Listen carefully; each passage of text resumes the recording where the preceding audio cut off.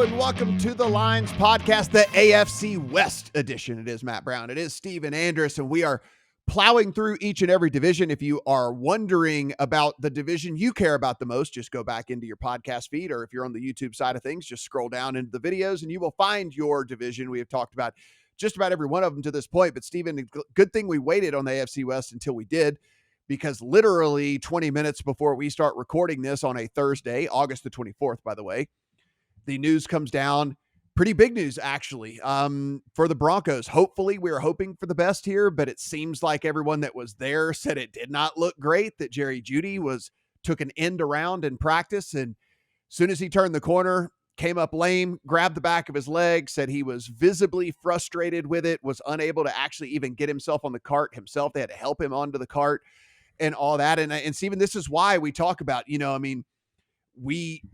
we think we know what we know, and things can change on a dime, right? And so this is one of those things where if you were a person, and I don't think you are, and I don't think I am either, but if you were a person that was bullish on the Broncos, this changes the dynamic of that team. I mean, because one of the reasons you were bullish on this team was because Jerry Jeudy was going to be out on the field, and you thought that Russell Wilson was going to have the benefit of two really, really good receivers in Cortland Sutton and Jerry Jeudy. So again, like all of the stuff we've done, and if you are watching those past episodes, be sure and make sure that there wasn't something that happened after we posted those episodes that drastically changes the outlook of any of these teams.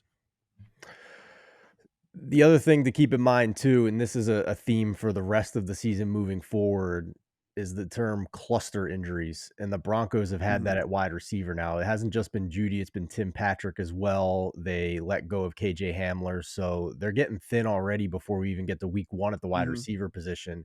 And it's cluster injuries, maybe more so than anything else, has the power to really severely change a team's market rating from week to week, depending on the matchup in that game. And obviously, outside of quarterback, in this passing era we're in, you better have some good wide receivers. So if Adam Schefter tweeted, it's obviously apparently a hamstring injury.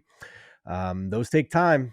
You can't rush back. Yeah. It's not like you can gut out running down the field if your hamstring doesn't work. So he's going to be on the shelf. The worst part about it, Stephen, the worst part about it too is we've seen this with these wide receivers, right? I know this is, I'm not going to instantly equate it to this. I'm not going to say that it's this severe or whatever, but I just think back at Julio Jones, right? And once he started getting those hamstring injuries, he was just never the same. He was just never the same dude, And so hopefully not the case here for Jerry Jeudy, but we'll certainly update that as we get a little bit closer to the season. But as far as the AFC West goes, your favorite, as you would imagine, Kansas City Chiefs, they are as high as -$2 in the market. You can find a -165 out there. So if you shop around, you can find a -165 if you do want the Chiefs in the West. The Chargers, your second shot.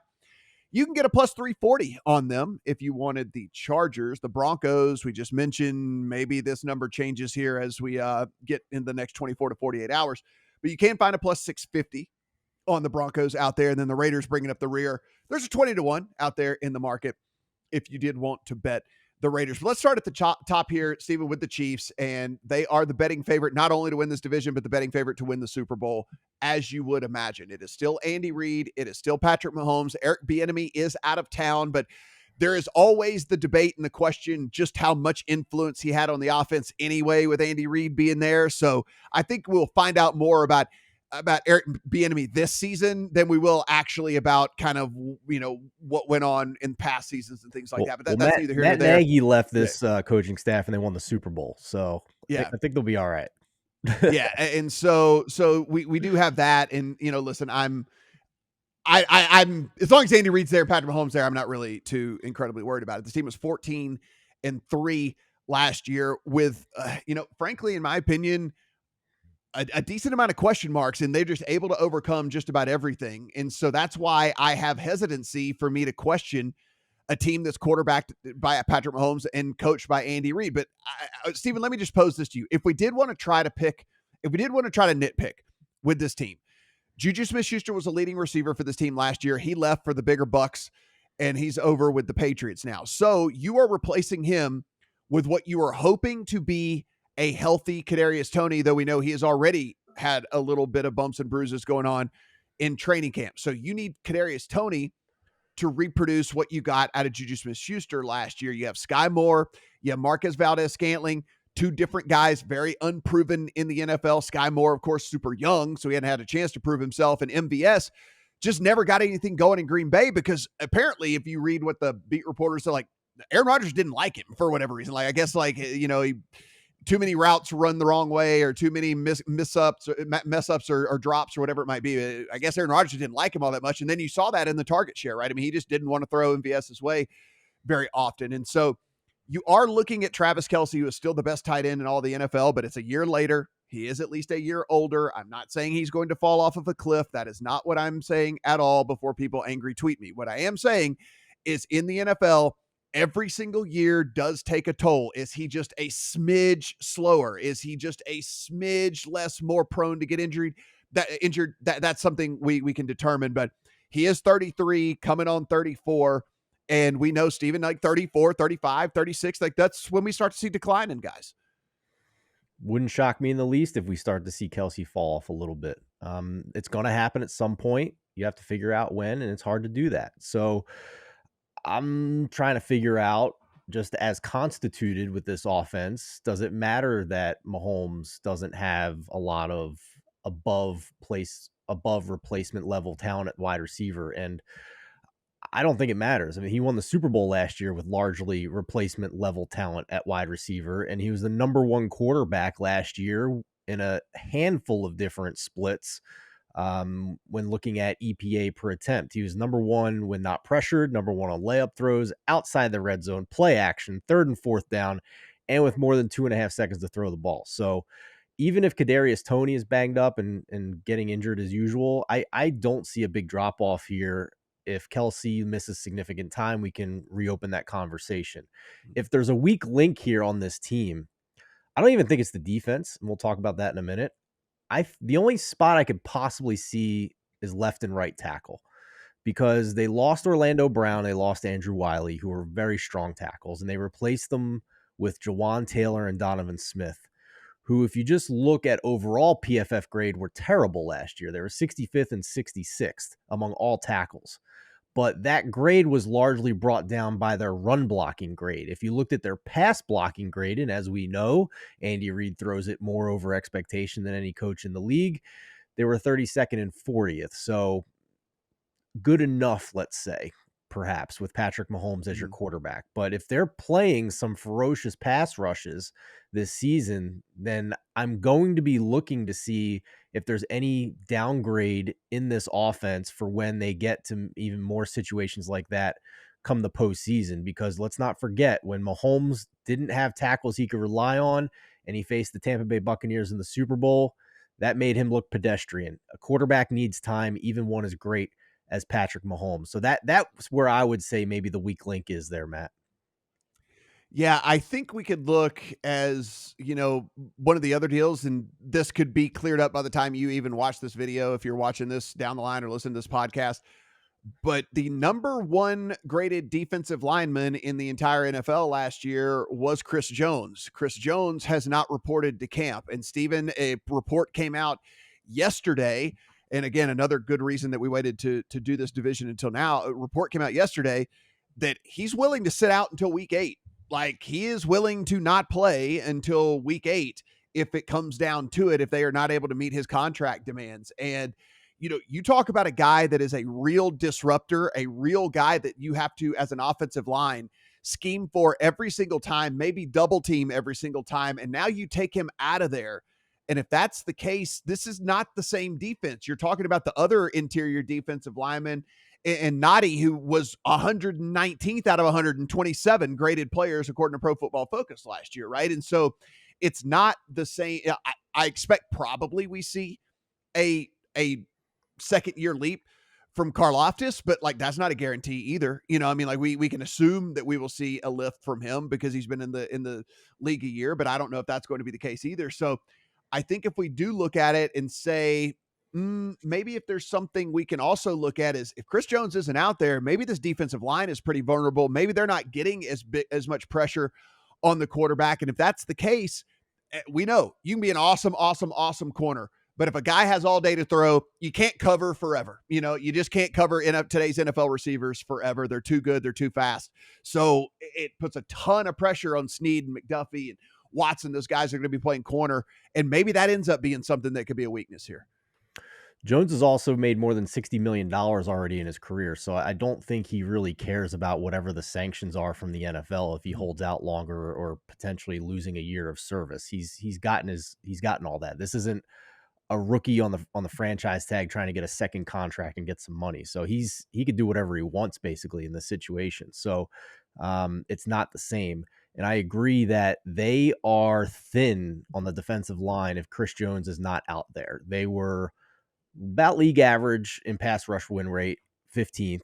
They didn't have an edge rusher last year. Don't forget Chris Jones is on the inside. They didn't have an edge rusher last year that was top 40 by PFF.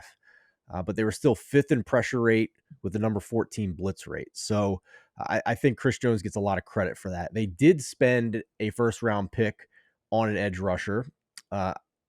Don't quote me on this pronunciation, but Felix Anudike Uzoma out of Kansas State. And if he is as good as their first and second round picks last year, and Trent McDuffie at corner and Nick Bolton at linebacker, who were both top 15 graded players as rookies in the entire NFL at their positions, then the Chiefs, that would be a big help to the Chiefs defense if that rookie Uzoma is pretty good. So overall for this defense, man, I thought last year was really impressive because you get Mahomes now on the mega deal, which means you have to hit on draft picks. You don't have as much money to go out and get free agents. And in 2021, they were 23rd in EPA allowed and 29th in success rate allowed.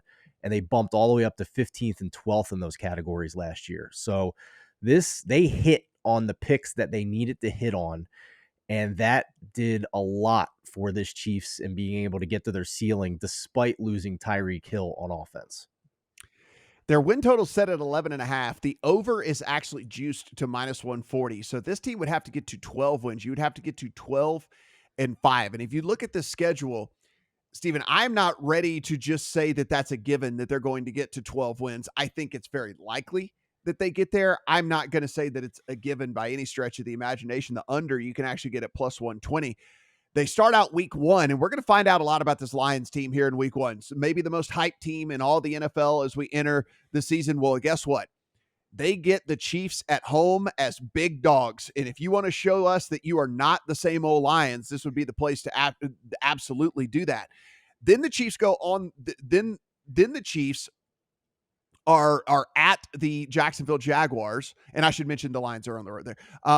Then you get a couple of softies there in Chicago. There's a softie mixed in with I think maybe now at this point Denver. There's a Las Vegas Raiders obviously twice because they're within the division. But man, it's a whole bunch of games that could be annoying to them, right? Jets, Vikings, Chargers, Dolphins, Eagles. Could the Packers maybe be better than we think? Then the Bills, the Bengals, then the Chargers again. There's a whole bunch of games. Yeah, they're going to be favorites, but they're not going to be big favorites in these games. And who knows, by the time the season, we get well into the season, maybe they're not favorites in all these games that we're talking about here either. So I think the gap between the Chiefs and the rest of the league is not maybe as big as some of the prices dictate. In the context of against the spread, I agree with you. And I think we've seen that over the last few years, and that this team has been one of, if not the top rated teams in the market, but they have not had an above average against the spread record in any of the past 3 years. I mean, this is a public team. They get a ton of money when they're on primetime games as well. We've talked to BetMGM's Christian Cipollini about that on the Behind the Lines podcast, and he's indicated as much. So just keep that in mind, that just because the Chiefs are playing whoever, that doesn't mean they're going to cover 7.5 every time. This is still the NFL. But in terms of the win total, just winning games, certainly understand that they have the number 29 strength of schedule by opponent win totals. One of the top 5 toughest schedules on paper right now going into the season. But at the same time, they are favored by 3 or more points in 15 of their 17 games. And they only have 2 toss-up games, -1 at the Jets in week 4, which I might go bet right now because basically give me a pick 'em. I don't care if it's in New York.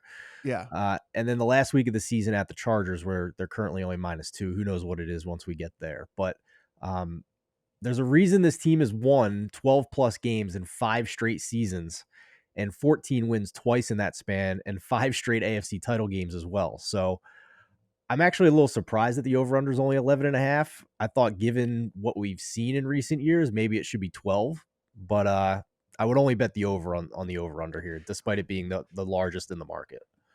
Yeah. So the other interesting thing for me, and we'll move on to the Chargers here in just a second, is there is market specifically. Like, I mean, like I know over at DraftKings, they have it like you can go and there's like a rookies tab, and then there are odds just about rookie performance. And there is a market for most regular season receiving yards by a rookie. And Rashee Rice, we just talk about how injury plagued Kadarius Toney is. MVS might just be terrible for all we know, right? I mean, like literally, they might decide 2 games in that he's just bad and he's not going to get any reps. So we have that as a real, I think, a very real scenario that could play out with them. And then also, listen, it's not just to say that Sky Moore is going to win that starting job in 3 wide receiver sets. It's very well could be Rashee Rice. And so anyway, here's where I'm going with this. He's 20-1 to lead rookie receivers in receiving yards. And like all the other guys that are ahead of him, nobody is being tasked with trying to be the wide receiver 1 for their respective offense, right? Jordan Addison is the Robin to Jefferson's Batman, right? Quentin Johnston is behind Mike Williams and Keenan Allen. Jackson Smith-Njigba is going to be, I think he's going to be awesome, but he's having wrist surgery and is also behind DK Metcalf and Tyler Lockett. Zay Flowers, it's a run heavy team, and you have a lot of other stuff going on there with guys that are going to command some targets. Yeah, Odell Beckham, you better believe that he's going to be screaming on the sidelines if he doesn't get them. So you get my point here, Stephen. Like there's nobody who's supposed to step in and be a wide receiver 1. These are all guys that are supposed to be either 2s or 3s. So could Rashee Rice, with the best quarterback that maybe of all time, not lead the rookies in receiving yards? Like, I think if he ends up whittling his way into a starting gig by week 3 or 4, I think that's still very well within the range of outcomes. Price seems right to me, 20-1. I was waiting to hear what the number was because I knew where you're going. I was like, I need a number on this. 20-1 is fair. I mean, if you look at their depth chart, if Toney is not available, then it's either Rashee Rice, Richie James, or Justin Watson. So right. I mean, we saw last year that Sky Moore, everybody expected him to be an immediate contributor. He was not, took some time for the rookies. So it's possible that happens with Rice again, but I also think that's baked into 20-1. So you make some good points on that long shot. So let's head over to the Chargers. This is a team that has broken not only my heart, but probably your heart out there as well several times over the last couple of seasons. You can find them, as I mentioned, as high as plus 340 to win this division. And Steven, I will go ahead and just put this on tape right now that if someone gave me 100 American and said, you have to bet the division winner and you have to put this money down, I would be betting on the Chargers, given the prices that we have right now. Minus 165 on the Chiefs and plus 340 on the Chargers. I do not think there is as big a gap as the price dictates and indicates here. And do I think that a lot of that has to do with the firing of Lombardi and the bringing in of Kellen Moore? I absolutely do. We are looking at a team that has a quarterback with one of the biggest arms in the NFL, with a receiver in Mike Williams, who may be arguably in the conversation for the best 50-50 ball guy in the NFL. You have one of the most precise route runners in the NFL in Keenan Allen. And then you have one of the better receiving backs in Austin Eckler. And yet the average depth of target for Justin Herbert last year was 26th in the NFL. That is criminal. Like Lombardi actually should even be in jail for this. Like, I mean, there might like football jail at least for something like this. Kellen Moore from day one came in and said, no, I'm going to utilize the weapons we have. I'm going to play to their strengths, and I'm going to make sure that we are not doing things to put us behind the 8 ball. They go out and draft Quentin Johnston, which, by the way, I think is an excellent pick for them as a compliment to bring in on this offense as well. I am very, very bullish on this team. I understand that they could break my heart and let me down yet again. But again, over 3-1, I think 1 in 3 seasons for sure. Again, plus 340. I think 1 in 3 seasons they take down the Chiefs in this division with this team that they have right now, and that's not even mentioning the talent they have on the defensive side of the ball as well. Which again, we're talking Davis, Samuel, Bosa, Mack, James. Like there's a lot of talent on the defensive side of the ball as well. I fool me again. Fool me once, shame on me. Fool me twice, shame on me again. Fool me 3 times, it's going to be really shame on me again, Steven. I don't care. I like the Chargers again this year. They have always played the Chiefs tough. Last 3 years, they've beaten them twice. They have 2 3-point losses, and the other 2 losses were overtime losses. They have the talent on this roster with Herbert still on his rookie contract to compete with Kansas City. They just had brutal injury luck last year. Mm-hmm. So, including with Justin Herbert gutting through in rib injury, I think it was last year. Yeah. So, and Keenan Allen going down for a long stretch in the middle of the season. And maybe most importantly, their tackle Rashawn Slater only playing 3 games a year ago. So if healthy, they absolutely can compete in a loaded AFC. And to your point about the depth target, that it was just insane. And to even go deeper on advanced metrics between the quarterbacks, it was kind of shocking to me that Dak Prescott was better than Justin Herbert last year in EPA and success rate, despite all the interceptions that everybody was talking about with Dak Prescott. I mean, that to me is a clear indication that Kellen Moore is going to be a huge upgrade for the scheme of this offense. So I'm with you on that. The defensive side of the ball, they got to figure some stuff out here because on paper, they were top 10 versus the pass in those advanced stats, but bottom 5 versus the run. People over the past 2 seasons are just running it down their throat. That's tiring out the defense, and it's forcing the offense to be even more efficient to make up for that. They're basically having to win some shootouts out here. They had a hugely failed free agent signing at cornerback with J.C. Jackson, and right now with their secondary, despite the past defense statistics that they put up a year ago, 3 of the 5 projected starters in the Chargers secondary, if you're going nickel, failed to record a PFF grade of at least 60 last year. That's not good, man. So over team this year, lots of overs. I don't know. We'll see. But I agree that the offense should be improved. Still have questions about the defense. And can 2021 Brandon Staley please come back where he is a little bit more aggressive on 4th down and not worried about his job? Because I don't know what that was last year, but like, stop being afraid, man. Like he caved in to all the boomers out there and just stop going for it. So I would like to see more of what we saw from his decision making the year prior. Yeah, I look at this win total, and I understand they have one of the more difficult schedules in all the NFL. But to be fair, just so did the Chiefs. It's sitting at 9.5, and it's not even really juiced all that much, Steven. It's just minus 120 on the over. And I look at this, and if I believe in this team as much as I do, a 10-7 season should be the floor for this team, right? Like if I believe in this offense and I believe that this defense can be a little bit better than they were last year as well, like a 10-7 season should be the floor. So that gets you to the over on this squad, right? Like, I mean, the 10-7 season has you a winning ticket. And so I don't know, man. Like, I don't want to get sucked in yet again. I haven't put it in the account quite yet. I look at this though, and it's very tempting to me. I really do like what I see with this team. And again, the schedule, while it says that it's difficult, there are a lot of winnable games on this schedule. I mean, listen, I'm not as high on Tennessee. I think we've already talked about this. Like, I'm not as high on Tennessee.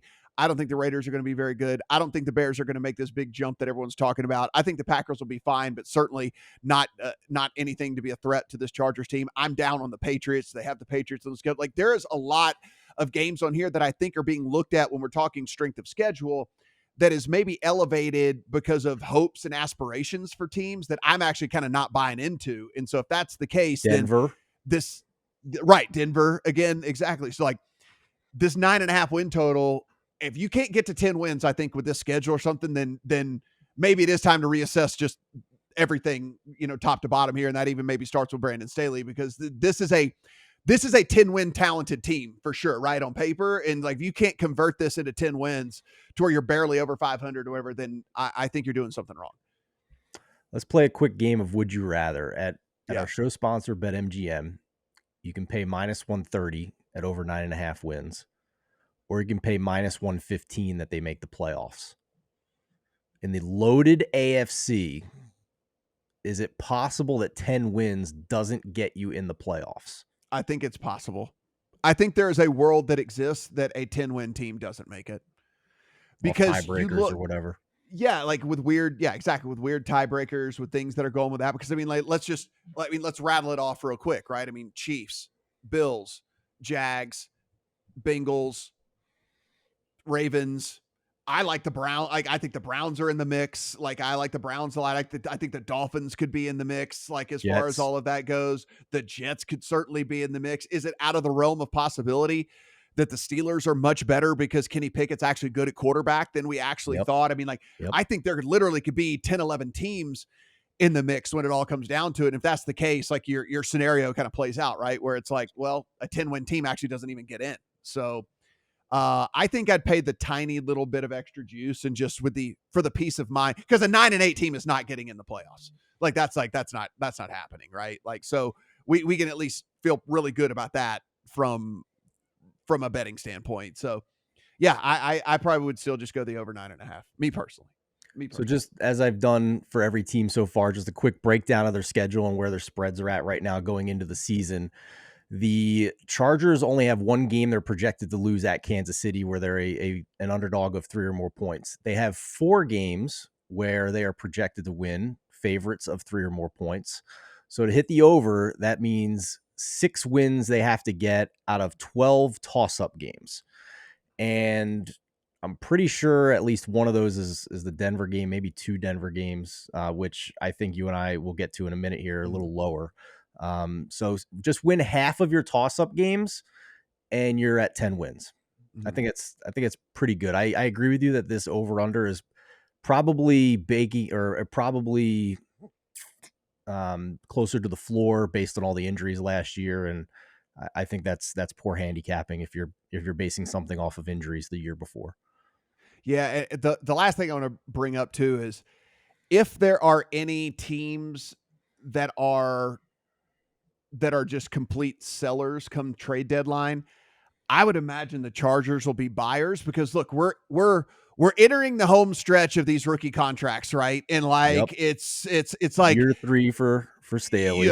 Like you better buy in and see if you can do something before you have to like break the bank on some of these dudes and stuff. And like, I can see the Chargers, if, you know, a high profile, like you're talking, a high profile defensive lineman or a high profile, you know, corner or something becomes available, that they become a buyer, right, at the deadline, and say, like, you know what, we've got our quarterback on a cheap deal. We should maximize this window, right? Like, we better do it while we still can, because we're about to have to pay this guy, you know, $1 billion, you know? And so things to think about there as well, right? They're not in cap hell either. They're kind of middle of the pack of salary cap space. So they would have the flexibility to do that. So we talk about the Broncos, and listen, our thoughts on the Broncos probably changed even over the last hour, right? Broncos, you can find them as high as plus 650 to win this division. I wasn't really buying in on it anyway, Stephen. This is kind of one of the first teams. If you guys did not subscribe to the Megapod last year, one of the things Stephen and I and Adam will do is we'll kind of be like, you know what? We go through the list, like, there are 3 or 4 games kind of every week. We'll just scratch off right off the bat. We're kind of, you know, I want nothing to do with this game. This spread seems funky. The total seems funky, whatever it might be. Maybe there's some sort of looming like injury news that we don't want to have to deal with. So we'll just kind of scratch those games off. The Broncos actually in the offseason was the first team that I just scratched off the list for me, that I just scratched off and wanted nothing to do with. And I'll tell you why, is because I can't answer the question whether Russ is actually washed or not, right? Like, I can't answer that question. Was it just the worst coaching job in history of NFL, as Sean Payton said, or is Russell Wilson actually broken? And that I cannot answer until I see him out on the field in real games with Sean Payton at the helm for this Denver Broncos team. And so for me, I think you're just taking a drastic leap of faith if you want to back them. And I think you're taking a drastic leap of faith that a guy that probably even 3 years ago would have made who's your top 5 quarterbacks in the NFL? Russell Wilson probably would have made your list, you know, like 3 years ago as one of the top 5 quarterbacks in the NFL, that he had one of the most precipitous and rapid falls at the quarterback position we've ever seen in the shortest amount of time. And so those 2 reasons for me is why I was just like, you know what, this Broncos team, prove it to me, show it to me the first few weeks of the season, and then I can like come in and have an opinion on you. But I can't. It's very hard for me to do in the offseason. I don't think Sean Payton was wrong about what he said with Nathaniel Hackett and the operation that was happening in Denver last year. But I also don't think Russell Wilson totally gets forgiven for that, because this is now a second straight year where he was well below average among quarterbacks with at least 200 attempts in both EPA and success rate. 2021, he was 20th and 24th in those statistics respectively, and last year is 27th and 33rd. So the question is, how much can Sean Payton instantly fix that for a guy who was already below average throwing to DK Metcalf and Tyler Lockett before he got there? Mm-hmm. And Sean Payton's first year without Drew Brees, I know they weren't good quarterbacks with Trevor Siemian and Jameis Winston, but still probably would have expected a little better from Sean Payton than 25th and 29th in New Orleans that season in the first year without Brees. So I'm betting Russell Wilson under 3,700 passing yards this year. And I think probably my biggest hot take coming into this season, Matt, is that it wouldn't shock me in the least if Russell Wilson gets benched some point this season. Because I mean, I they do don't think have any. Yeah, and they don't have any financial incentive to him past this season. That was one of the things that I think we were all fooled about when the contract came out. And we're like, oh my God, they're married to this guy for the next decade. And actually, it comes to find out they're actually not. Mm-hmm. And if Sean Payton had full belief in Russell Wilson, I don't think they would have given Jarrett Stidham $5 million a year and a 2-year, $10 million contract. That's a lot for a backup quarterback. So I don't think the belief is fully there from Payton when it comes to Russell Wilson. And now perhaps Jerry, we don't know, keep an eye on the injury, but hamstrings usually take It time. sounded not great. Yes. You cannot come back early from a hamstring injury, or you're playing at less than 100% and have a very high chance of re-injuring it and being out even longer. So, and the other side here is, if the offense is not improved, is the defense going to be any better than it was last year? Because they lost Ejiro Evero to Carolina, one of the most respected defensive coordinators in the league at this point. And Sean Payton struck out in the bidding war to get Vic Fangio to come to Denver. He went to Miami instead. So is this defense going to be as dominant as they were, despite being on the field as long as they were last year? Because before packing it in a year ago, the Broncos were third in EPA per play allowed and fourth in success rate allowed through week 15. And it dropped off a little bit after that, meaningless games, whatever. But that's pretty rare to see from a team that doesn't have a viable offense. So, and they also don't have a ton with pass rush either. So they have a very strong secondary, but to your point about the Chargers, how long can you put these guys on an island without a consistent pass rush? And I think you now have a clear downgrade in coaching as well for that defense. I can't be bullish on this Denver team at this point whatsoever.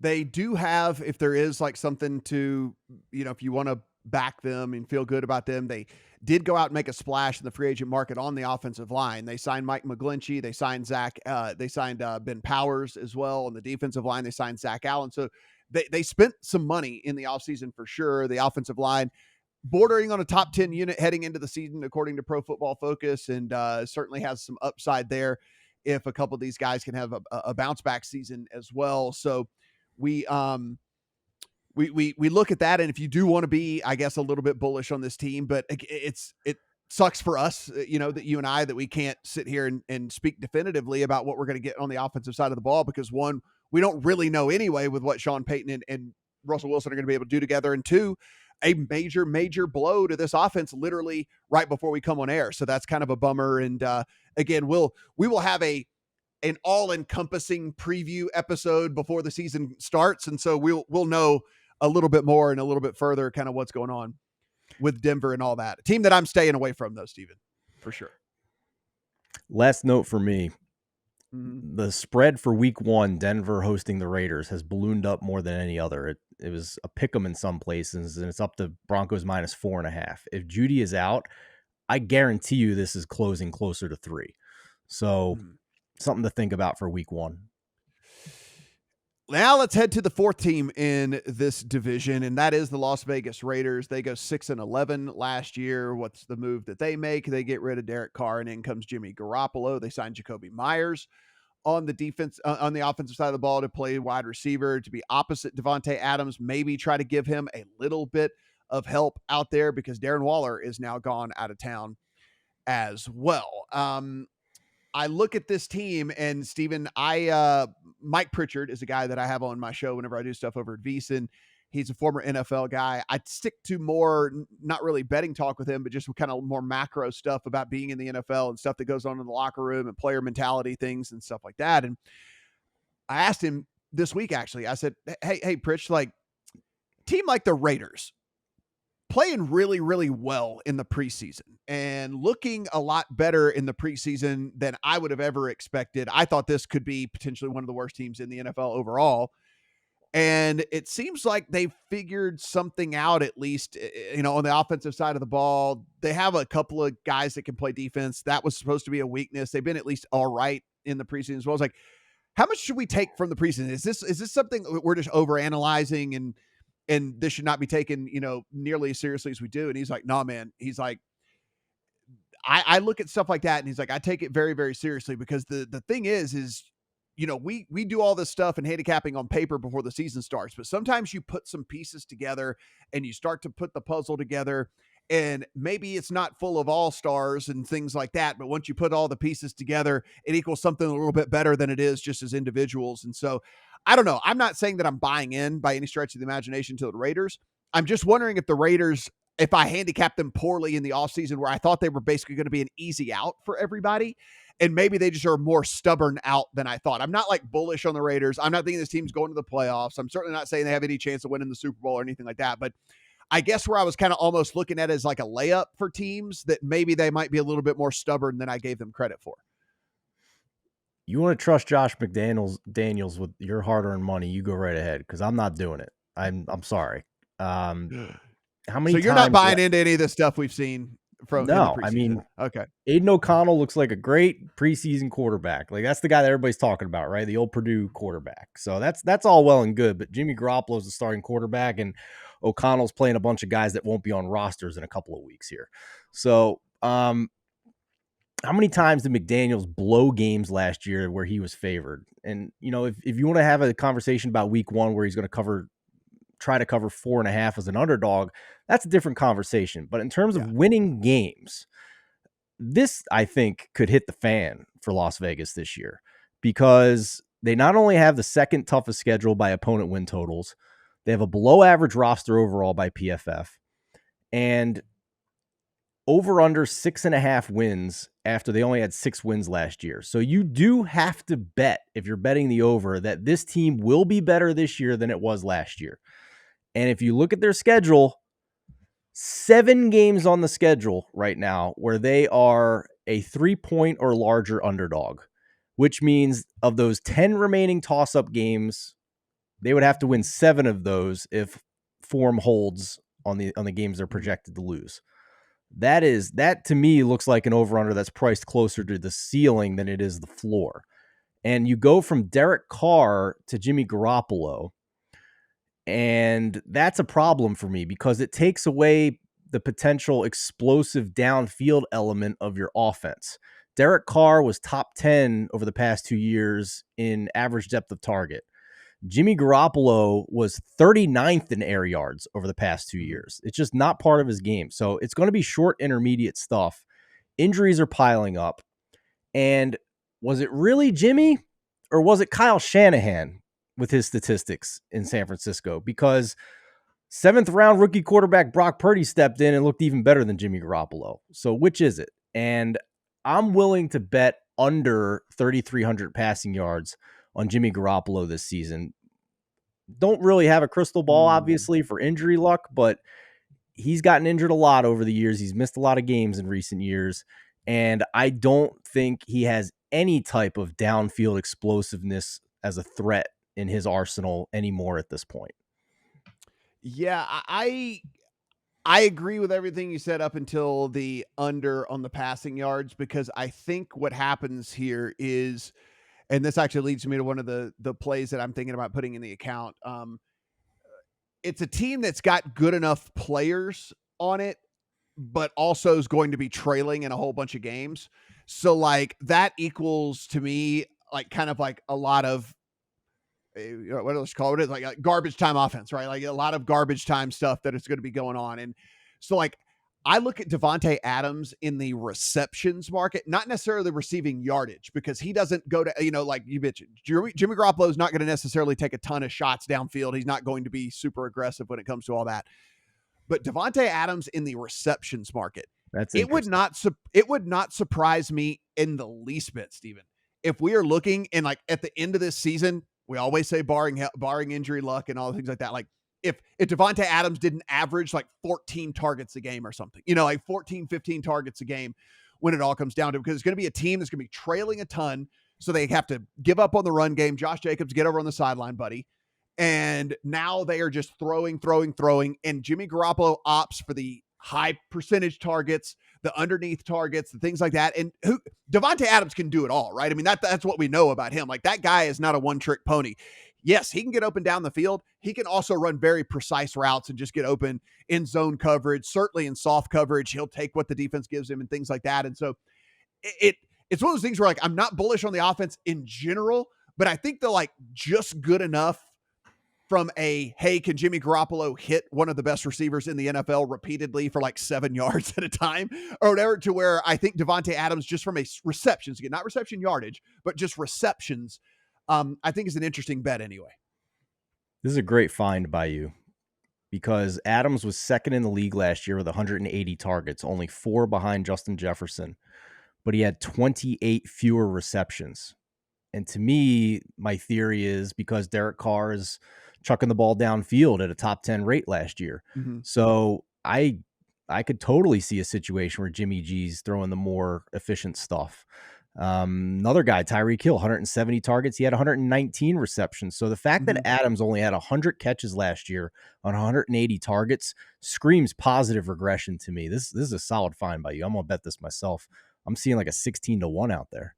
Yeah, I think it's a pretty interesting deal, because like, again, you need a team that has at least has enough to maybe string together some first downs here and there, but you also need the defense to be bad enough to where you're going to be trailing a ton. And I think this team almost fits the bill perfectly, right? It's like your defense is going to be bad enough to where you're trailing enough to where you can't just run the ball and you're going to have to be throwing a ton. And so anyway, I like that one. That's kind of the angle of how I'm going to play the Raiders. And, who knows, maybe if they're a little bit better than we think on a week-to-week basis, if we find them as big dogs or something, we can go in and take the points with them. But like I said, overall for me, I'm pretty bullish on the Chargers yet again this year. And it's not to say that I think they're necessarily going to win the division. I just think that the price attached to them, I don't think the gap between them and the Chiefs is that type of gap, right? I think that they are a little bit closer to the Chiefs than maybe we're giving them credit for. So I like them here at that plus 340 number, strictly based off the price attached to it. And so that's really all I have. Like I said, I have faded to high heaven the Broncos. So nothing there, no thoughts, no anything. I'll check back in with you guys in week 4 after I see 3 games with the Broncos, and then I can maybe give you some sort of assessment. Who knows? Maybe Russell Wilson looks like Russell Wilson again, or maybe we're looking at this going, oh my God, he actually did fall off of a cliff in 1 year. I don't know how that's humanly possible. The AFC is just so loaded, man. Like you could make the case for a million different combinations of playoff teams this year based on floors and ceilings. So it's going to be a lot of fun, and this division, maybe more than any other, with the 2 teams at the top there, should be entertaining as well. I thought it might be a little stronger earlier in the offseason, but I think there is a clear dividing line between the Chiefs and the Chargers, and then the Broncos and the Raiders underneath.